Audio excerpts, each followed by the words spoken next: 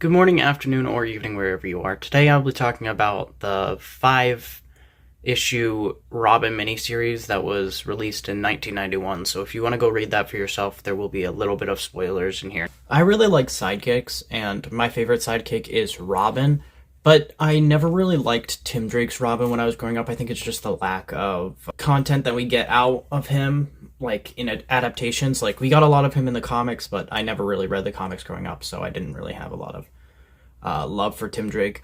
But I guess he's always been super awesome and popular, because I read through the 5-issue 1991 miniseries, I guess it was, and it's really just kind of giving him an origin story a little bit. He travels to Paris, but it ends up taking a turn and he ends up having to travel all over the world, and he meets Lady Shiva and a couple different key characters who help him learn how to be Robin and learn how to fight. And really, this was an amazing 5-issue series. If you don't have it, I definitely will recommend picking it up or reading it online or whatever. If you're a fan of Tim Drake and you haven't read it yet, then I definitely recommend it, because it was phenomenal. It was a great story.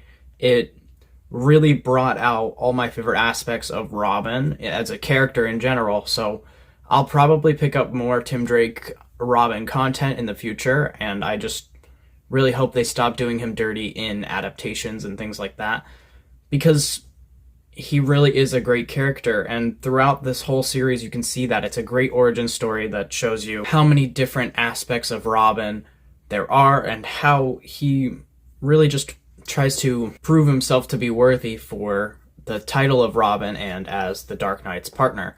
Obviously, the entire series ends with Tim Drake proving himself to be worthy of the title of Robin, and how he's really just proved himself to really be Batman's sidekick, and really just be able to fully realize that he already knew that he was ready for this. He just needed to get the proper training from all these people who have helped Batman become who he is. In the end, I think Tim Drake might end up being my favorite character as Robin in general. Because of all this content that we've been missing out on, I think that seeing Tim Drake as Robin is something that we need to see explored more in media. Because right now, according to a lot of people who keep up with comics, Tim Drake is either Red Robin, or he is a Drake, or some other superhero title, but he doesn't really know who he is anymore, because Damian Wayne's now taken over as Robin, and I don't think they really know what to do with Tim Drake anymore.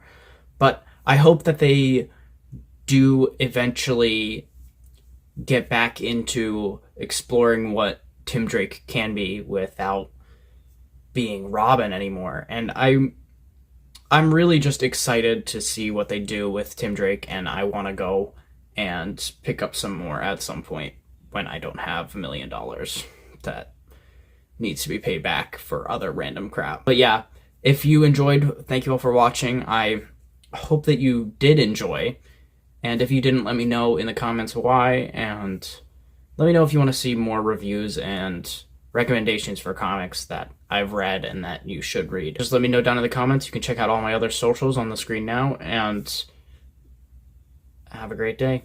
Bye now.